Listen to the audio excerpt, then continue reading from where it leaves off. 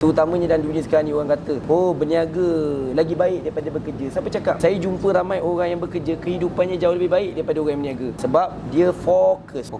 Isu kita ni banyak ada bling-bling syndrome. Tengok orang lain ni hidup best, kita mengidolakan hidup orang lain. Kita nak manfaat, tapi kita tak nak pengorbanan yang dia buat. Sebab kata Alex Ferguson, no pain, no gain. Buat mati, tak buat mati.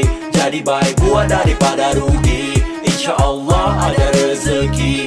Moga dikabulkan hajat di hati. Berakit-rakit ke hulu, berenang-renang ke tepian. Bersakit-sakit dahulu, bersenang-senang kemudian. Fano Evo, Evo, Fano Evo, Evo, Fano Evo, Evo. Ini peluang untuk ubah hidup. Hai, Assalamualaikum warahmatullahi wabarakatuh. Anda bersama saya, Tuan Amar, dalam Funnel Evo Podcast, episod 44. Okey, hari ini bersama saya, Tuan Syafiq Supena.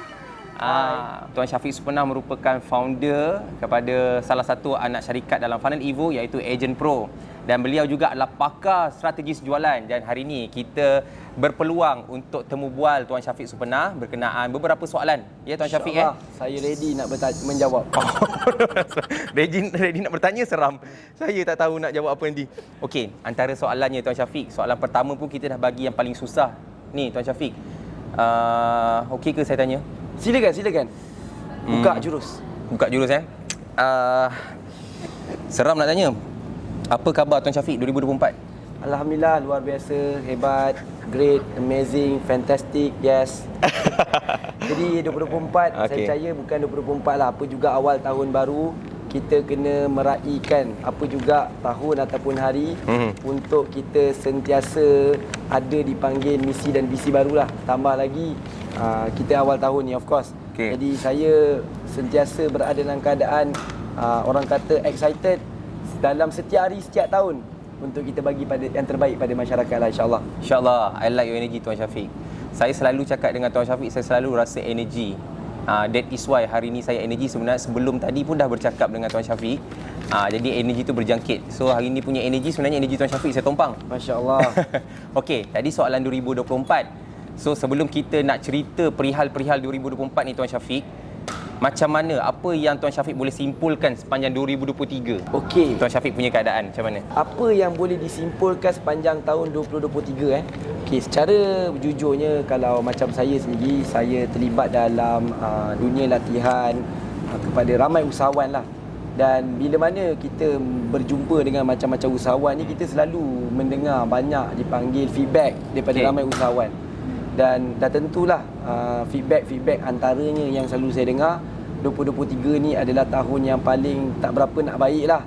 Gawat ekonomi, sales drop. Tetapi apa yang saya boleh simpulkan, sebenarnya setiap tahun dia ada cabaran tersendiri. Betul. Maksudnya kalau kata hari ni tahun 2023 tak okey, mungkin tak okey bagi setengah orang, tapi dia okey bagi sesetengah orang. Jadi maknanya bagi saya, apa juga tahun sebenarnya dia bergantung kepada cara bagaimana kita melihat. Cuma specifically untuk 2023 ni saya boleh katakan memang walau apa juga positivity yang saya bagi tahu, dia adalah tahun yang memang sedikit mencabar dengan banyak benda-benda yang di luar kawalan kita lah, faktor ekonomi dan sebagainya memberi kesan. Cuma dalam keadaan ini, di sinilah menguji, dipanggil jati diri seorang usahawan ni, sama ada kita jenis orang yang kalah dengan cabaran ataupun kita melawan dan kita menang dengan cabaran tersebut. Betul. Bukan kira usahawan sajalah Tuan Syafiq kan, sebagai individu ataupun sebagai manusia. Ya, betul. Kita sentiasa kena berlawan dengan diri kita, sentiasa kena jadi lebih baik pada semalam lah kan. Tapi terutama of course lah untuk usahawan, sebab topik kita dan saya yakin dan pasti yang melihat podcast ni kebanyakannya usahawan, insya-Allah. Betul. Okey, Tuan Syafiq, sepanjang 2023 ni kan, kita dah lihat macam-macam yang berlaku. Daripada Funnel Evo sendiri, saya difahamkan kita ada beberapa progres. Apa update terbaru tentang Funnel Evo? Oh, ini yang paling menarik. Yang mana tahun 2023 nak masuk tahun 2024 ni adalah satu progres yang saya boleh kata is a big move untuk kita seluruh Funnel Evo group of companies. Kenapa saya cakap? Sebab kepada yang mungkin mengenali kami, yang pernah hadir training, program, seminar yang kami buat, yang saya percaya bila sebut Funnel Evo tak lari dengan training, buat seminar dengan usahawan. Tetapi untuk akhir 2023 nak masuk 2024 ni, kita mengorak langkah ke satu tahap yang lebih besar. Dan sebenarnya langkah yang kita buat ni adalah langkah yang kita dah rangka dalam masa 5 tahun lepas. Tetapi Allah izin barulah kita dapat realisasikan pada tahun ni, iaitu secara officialnya saya nak mengumumkan, alhamdulillah kita secara rasminya menubuhkan Funnel Evo College yang merupakan College TVET Digital Business yang pertama di Malaysia. Dan sasaran college ni sebenarnya adalah kita nak cater segenap pelusuk market ataupun masyarakat. Kalau sebelum ni kita buat seminar bisnes, kita banyak cover market usahawan, orang-orang yang berkerjaya. Tapi kali ni kita nak masuk market seawal 16 tahun dah boleh mula belajar bisnes, belajar online dengan Funnel Evo College. Itulah. Sebab pernah ada peribahasa mengatakan melentur buluh biarlah daripada rebungnya. Ya, betul. Biar kita garap usahawan Malaysia pada masa akan datang bermula daripada pendidikan sekolah lagi ya. Betul. Sekolah lah daripada awal lagi. Daripada awal. Subjektif lah, bukan dan sekolah. Dan saya nak tambah lagi sebenarnya, tapi benda ni saya tak nak umumkan sekarang. Cuma ke depan antara salah satu projection dan fokus kita bukan saja nak masuk dipanggil pendidikan umur 16 tahun ke atas. Tetapi kita sekarang ini sedang merintis dan sebenarnya akan diumumkan dalam masa terdekat ni untuk mewujudkan satu lagi program pendidikan tetapi seawal prasekolah lagi. Masya-Allah. Kita akan wujudkan. Jadi projek ni masih lagi dalam keadaan dipanggil R&D, tapi kita akan umumkanlah dalam masa terdekat. Amin. Semoga dipermudahkan. Kita minta semua yang menonton podcast ni doakan semoga kita punya objektif tercapai. Untuk kita pergi ke peribahasa tadi, melentur buluh biarlah dari rebungnya. Okey. InsyaAllah Tuan Syafiq. So masih dalam topik 2023. Sepanjang 2023 kan, apa pengalaman Tuan Syafiq dalam mengendalikan usahawan-usahawan yang bersama ataupun yang menyertai program Funnel Evo? Okey. Pengalaman ni kalau nak cerita ialah pelbagai bisnes yang kita jumpa. Kita cari yang menarik dulu, story menarik. Yang kita coaching terlalu banyak. Tapi apa yang saya boleh katakan antara pengalaman yang saya tak boleh lupakan 2023 ni adalah seperti yang mungkin sedia maklum, kalau dalam saya punya kelas, saya punya training, saya banyak menceritakan tentang bagaimana nak hasilkan jualan dengan menggunakan ejen. Okey, saya bukan nak cerita topik ejen tu sebenarnya, tapi saya nak berkongsi kepada anda yang tonton podcast ni, tak kira lah berniaga ataupun anda yang tidak berniaga, supaya anda boleh belajar sesuatu dalam ibrah ini, cerita ini. Yang mana kalau dalam dunia bisnes, seperti yang kita sedia maklum, ejen adalah kaedah jualan yang popular terutamanya waktu PKP. So bila masuk 2023, lepas 2 tahun PKP, kaedah jualan ini adalah satu kaedah jualan yang kurang menjadi populariti di kalangan business owner nak gunakan. Banyak orang beralih ke arah TikTok dan sebagainya. Okay, jadi bila berlaku benda ni, ada di antara ramai orang yang bertanya adakah relevan lagi ejen. Tapi pengalaman saya dengan banyak student yang saya jumpa, ada di antara student saya yang masih lagi menggunakan ejen, tetapi mereka masih lagi membuat jualan yang luar biasa lumayannya. Jadi kat sini apa yang kita boleh belajar, sebenarnya dalam apa juga keadaan, sebenarnya tidak ada salahnya pada benda yang kita buat. Cuma yang paling penting, adakah kita ada betul-betul ilmu yang cukup dalam kita buat satu-satu benda. Kebanyakan kita ni, terutamanya orang Melayu lah, saya minta maaf kita jarang pakarkan diri kita dalam satu-satu benda yang kita buat.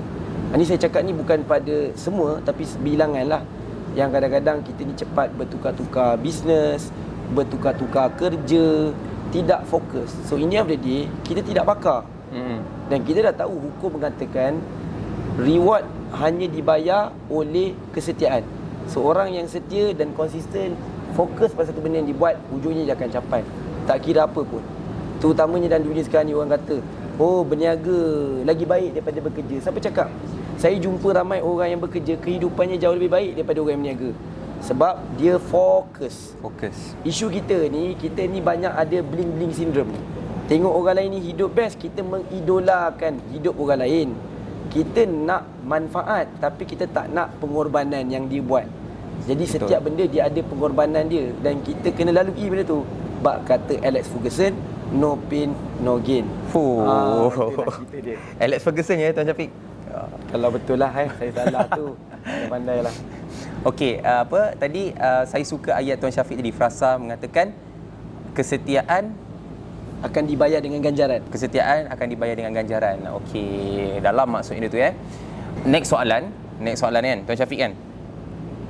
Kita masuk sikit tentang polisi kerajaan lah kan. Hari tu kita digembar-gemburkan dengan penjawat awam yang dihentikan pencen. Lepas ni tak ada pencen. So apa pendapat Tuan Syafiq? Okey, sebenarnya sistem pencen kerajaan ni adalah satu dipanggil sistem yang pada pandangan saya dah menjangkakan situasi ni berlaku pada tahun 2007 lagi dah pun. Okey. Bila mana ada saya terbaca satu buku di mana luar negara, satu buku ni namanya Rich Dad Poor Dad by Robert T. Kiyosaki.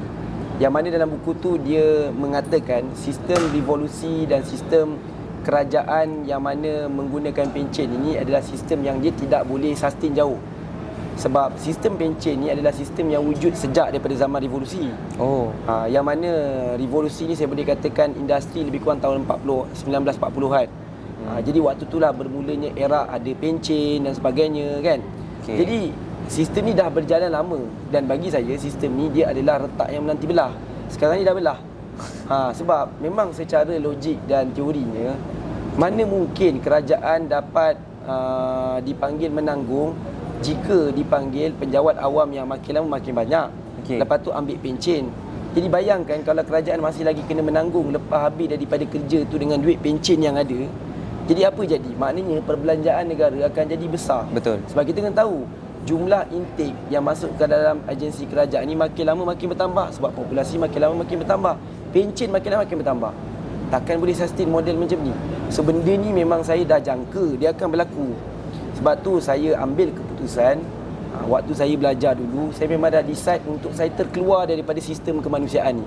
Sebab tahu sistem kemanusiaan ni tidak boleh sustainable. Sebab dulu saya pernah waktu awal-awal saya mula jadi waktu budak dululah kan. Orang selalu pesan kerjalah kerajaan, ada pencen dulu senang dapat. Tapi saya tak terbeli dengan idea tu lepas saya faham tentang konsep. Faham. So kesimpulannya kat sini, dekat dunia ni tak ada apa-apa jaminan pun. Sebab dulu kita didoktrin kalau nak secure kerja, makan gaji, gaji kerja tetap kan, ataupun kerajaan lah whatever kan. Tapi hari ni kita dah nampak sikit demi sikit kan, sebenarnya tak ada benda, tak ada jaminan pun. Kalau dulu orang kata ada pencen, sekarang dah dimasukkan pula, betul? Jadi itulah kan. Bila cerita tentang ni Tuan Syafiq, dia relate dengan Tuan Syafiq cakap tadi apa tentang ekonomi, betul tak? Ekonomi. So daripada side usahawan pula Tuan Syafiq kan, macam mana hala tuju usahawan kan, memandangkan ekonomi kita sekarang, apa hala tuju usahawan untuk 2024? So pertama sekali kepada usahawan-usahawan, orang-orang yang berniaga lah kan, kita bila setiap kali dengar tahun baru ni, dia bukan datang dengan tahun baru, dia datang dengan ramalan tahun baru. Dah akan ada macam-macam teori yang akan memberi prediction 2024 ni apa yang akan jadi. So apa yang saya boleh kongsikan kepada orang-orang yang berniaga untuk bersedia pada tahun 2024 ni, kuncinya satu je. Kuncinya adalah stop dengar apa yang orang lain cakap. Fokus berlumba di dalam track perlumbaan sendiri. Sebenarnya faktor ekonomi baik ataupun tak baik, yang sangat memberi kesan adalah pada sektor korporat. Kerana mereka melibatkan syarikat yang mana mereka ada buat pelaburan, interest yang mereka dapat, semua tu memberi kesan pada pulangan pelaburan mereka, dan dalam keadaan mereka ada overhead dan komitmen yang besar. Jadi sebenarnya saya boleh katakan SME ini memang ada terlibat dan ada kesannya dengan ekonomi, tetapi mereka bukanlah ada kesan yang banyak. Yang memberi kesan paling banyak adalah pada syarikat-syarikat korporat. Jadi bab kata orang why border lah, kan. Kita fokus je apa yang kita nak buat. Sebab bila kita mula ada risau benda yang tak sepatutnya risau, kita akan jadi stall, kita akan jadi stop, kita akan berhenti sebab mengenang kerisauan tu. Baiklah kita meraihkan dan kita jadikan tahun 2024 ni seperti tahun yang terbaik dalam hidup kita. Ya, betul. Itulah. Tuan Syafiq ada dengar tak ada ada digembar-gemburkan yang ringgit akan jatuh paras terendah dalam tempoh 26 tahun? Pernah memang berlaku dah pun. Ada. Okey. Jadi apa ya impak kepada usahawan-usahawan ni pembangun bisnes? Dia memang akan ada impak terutamanya pada usahawan-usahawan yang terlibat dalam import ekspor. Tetapi import ekspor ni dia sangat besar topik dia. Sebenarnya indirectly dalam kita punya negara, kita memang banyak import barang-barang di luar. So indirectly dia memberi kesan sebenarnya pada dipanggil kos barang naik kan. Dia memberi kesan pada yang buat berniaga import ekspor, lagilah memberi kesan. Jadi memang realitinya apa yang saya boleh katakan, dengan adanya kenaikan mata wang ni dia akan memberi kesan. Cuma walau macam mana dia memberi kesan sekalipun, orang tetap berbelanja. Jadi dekat sini perlunya kebijaksanaan sebagai seorang usahawan untuk mengambil peluang. Sebab saya selalu cakap, orang yang berjaya boleh mengubah kerugian menjadi keuntungan. Yes. Begitulah. So, tutup cerita tentang ekonomi kan? Tutup cerita tentang 2023. Kita sekarang nak move ke depan. Kita nak move ke depan, kita lihat apa yang kita boleh kawal pada masa akan datang. So, akan datang ni kita akan menjelang puasa dan raya, Tuan Syafiq. So, daripada sudut pandang Tuan Syafiq, selepas konsert ramai orang kan, mungkin Tuan Syafiq ada insight-insight yang boleh share dekat luar sana. Apa perniagaan, peluang bisnes terbaik untuk puasa dan raya? Soalan ni kelakar ni. Bisnes apa yang akan meletup puasa dengan raya? Ya, kalau bisnes yang meletup ni dah tentu-tentulah produk-produk ataupun servis yang berkaitan dengan raya dan puasa. Okey. Tapi sebenarnya kalau ikut pengalaman saya, produk dan servis yang meletup time raya ni, saya boleh katakan kebanyakan produk dan servis akan meletup. Cuma sejauh mana dia pergi. Kalau produk tu lebih related dengan raya, jauhlah dia pergi. Kalau tak related dengan raya pun dia akan pergi. Sebab dia bukan tentang raya. Bila raya, dia ada satu benda yang dipanggil sentimen. Orang suka nak berbelanja. Orang ada lebihan duit yang memang orang asingkan untuk perbelanjaan waktu raya. Jadi sebenarnya kalau kita ambil peluang untuk raya ni, buat kempen dan sebagainya, insyaAllah jualan kita juga akan naik. So ada tak tips, Tuan Syafiq, tips untuk usahawan-usahawan ni menghadapi raya? Okay, tips untuk usahawan-usahawan yang nak berhadapan dengan raya adalah kita kena wujudkan dipanggil satu kempen untuk raya. Jadi apa kempen tu? Dia boleh jadi apa-apa kempen. Okay, contohlah, kalau siapa yang tahu, baru-baru ni ada dipanggil pelancaran sebuah produk yang terkenal, iaitu dendeng berapi by Khairul Amin kan. Saya percaya ramai orang tahu tentang dendeng berapi ni. Tapi mungkin kalau kita tengok dari sudut pandang Khairul Amin je, kita akan nampak, oh produk baru, oh nak try, itu je lah yang kita nampak. Tapi sebenarnya kalau kita tengok, apa yang dibuat oleh Khairul Amin ni adalah satu strategi yang bagi saya bijak. Sebab dia buat benda ini sempena dengan puasa yang nak dekat. Sebab produk berbentuk ready to eat ni, RTE ni, sangat dapat demand yang tinggi waktu puasa. Jadi dia memang dah keluarkan sekarang ni untuk tujuan puasa. Sebenarnya dia buat duit nanti adalah pada waktu puasa tu, yang memang dia akan buat. Bayangkan kalau kata dia buat video menu berbuka satu hari satu kali, setiap menu berbuka tu dia buat product placement. Berapa banyak view yang tengok? Betul. Dan berapa banyak pula orang yang akan beli. Dan saya sendiri pun antara orang yang akan beli. Kenapa? Bukan sebab tentang Khairul Amin, tapi sebab kadang-kadang kita nak bersahur, kita nakkan ada sesuatu yang boleh makan dengan senang, cepat. Itulah contohnya. Okey. So itu kalau contohlah orang tu dia memang boleh keluarkan produk yang ready to eat. Tapi kalaulah untuk apa advice Tuan Syafiq pada usahawan-usahawan yang produk dia tak relate dengan raya? Dia kena tengok pada keadaan. Ada setengah-setengah produk yang kita boleh ubah angle marketing. Contohlah, kalau kata kita ambil bisnes travel, bawa pergi Hat Nyai. Kalau ikut waktu puasa, siapa yang nak pergi? Tapi kita boleh buat trip ke Hat Nyai, menyelusuri sejarah Islam di Thailand. Dia jadi satu benda yang berbeza. Kita tarawih di setiap daerah-daerah yang pernah menjadi jajahan orang-orang Islam. Kita ubah angle tersebut. Satu. Betul. Tapi ada setengah-setengah bisnes yang memang kita tak boleh nak ubah angle. Ada setengah-setengah bisnes tu memang dia mati time raya dan puasa. Because of itu bukan apa yang market nak. Jadi bila kita berhadapan dengan bisnes yang macam tu, apa yang kita kena buat adalah kita mungkin boleh wujudkan satu produk yang sesuai pada waktu raya dan puasa. Itu antara option yang kita boleh buat. Itu antara yang saya boleh Okey, baik, sangat bernas, betul juga. Ada perkara yang kita boleh ubah angle marketing, kan? Betul-betul setuju.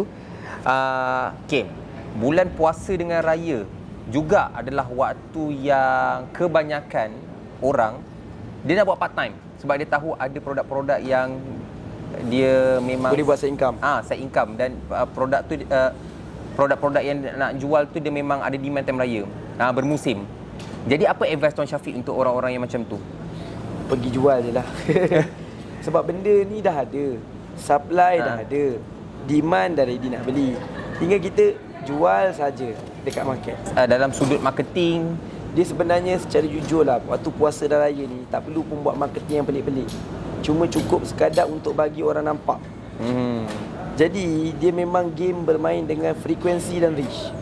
Kadang-kadang produk tak perlu unik sangat pun, tapi orang membeli. Sebab apa? Orang nampak. Mungkin yang buat soalan ni dia tertanya, adakah situasi macam sebelum ni kebanyakan orang yang buat part time, reseller ni, dia berhadapan dengan barang tak terjual. Contoh macam setahun sebelum ni kan ada orang yang jadi reseller baju Melayu sekian, lepas tu barang tak terjual sebab mereka beranggapan produk tu dah ada brand, marketing dah ada pihak jalankan, mereka jadi reseller saja. Hujungnya dia backfire kat mereka, yang mereka tak dapat jual sedangkan modal dah keluar. Jadi advice untuk orang-orang macam ni, mungkin orang yang dah mengalami keadaan tu ke ataupun yang takut nak mengalami keadaan? takut mungkin. That's why benda ni dia adalah dipanggil kita kena ada calculated risk. Bila kita nak buat restock, kita mesti ada pengiraan. Contohnya, janganlah teruja baru beli stok RM1,000, laku terus nak restock RM10,000. Naik sekadar berperingkat. Jadi itulah caranya untuk lebih selamat. Dan selalunya yang berlaku kadang-kadang kita naik dalam keadaan melulu. Jadi kita tak buat risiko yang terancang, pengiraan risiko yang terancang. Yes, itulah saya rasa nampak jawapan yang sebenarnya jawapan kepada soalan yang membelenggu kebanyakan orang sebenarnya nak buat part time. Sebab dia orang khawatir. Sebab ramai orang dia excited nak buat part time, lagi-lagi jual baju Melayu. Tapi sebab apa yang berlaku tahun lepas, banyak orang takut lah tahun ni. Jadi betul lah, kita kena ada perancangan, kan, kalkulatif. So ada beberapa soalan yang terakhir ni, Tuan Syafiq dah tolak tolak tepi cerita pasal bisnes, tapi sekarang ni isu semasa. Sekarang ni digembar-gemburkan ada influencer yang mengatakan SPM tak penting, kan? Sebab mungkin orang-orang macam ni dia berniaga dan dia orang dah ada result, kan? Dia ada result, lantas dia tolak tepi tentang pendidikan, kepentingan pendidikan. So apa pandangan Tuan Syafiq? Okey, untuk menjawab tentang perlu ke ambil SPM dan ada orang yang kecam lah SPM ni penting ke tidak. Pada pandangan saya secara peribadi, dalam dunia gini, market lebih menerima pendidikan ke arah skill set berbanding ke arah sijil. Jadi SPM adalah pendidikan yang ke arah sijil. Dan memang tak dinafikan sekarang ni banyak majikan-majikan pun nak ambil orang yang ada skill. Bukannya sekadar ada sijil tapi tak boleh buat kerja. Tapi persoalannya, adakah kalau dah begitu macam tak perlulah SPM? Jadi that's why saya percaya komen yang diberikan tak perlu SPM ni sebab dia fikir macam tu. Tapi kita kena tengok dalam satu sudut lain, SPM ni sebenarnya dia bukan tentang sijil. Tujuan kita buat SPM adalah sebagai kayu ukur. Sebab orang yang belajar pandai dekat sekolah, dia bukan sebab dia pandai, tapi usaha, effort yang dia letak. Jadi SPM ni adalah lambang dan kayu ukur saja kepada budak-budak yang ambil.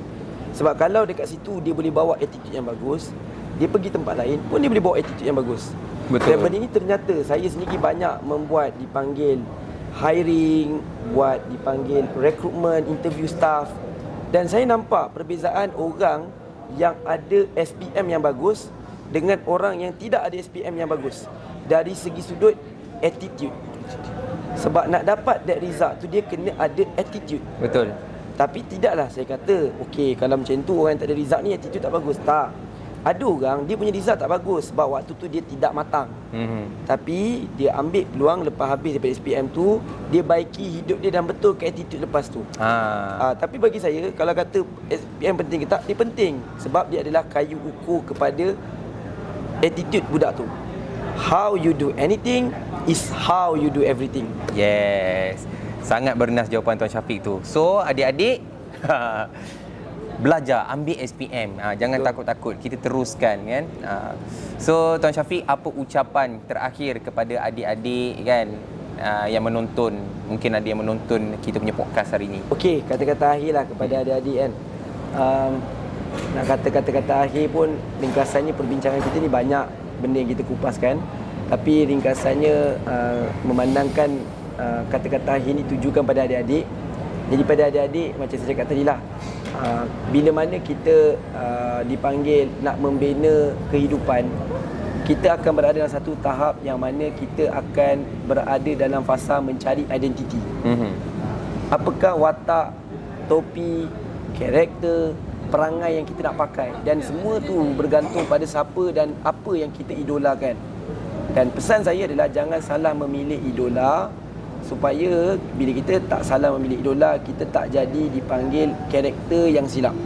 Karakter yang betul kita nak jadi. Contoh macam dalam kes tadi lah kan, kita mengidolakan orang yang kata SPM tak penting. Itulah yang kita akan jadi. Member masuk gaung, kita pun masuk gaung. Jadi pilih circle, pilih dipanggil kawan, sebab 5 orang kawan sekeliling kita menentukan siapa kita.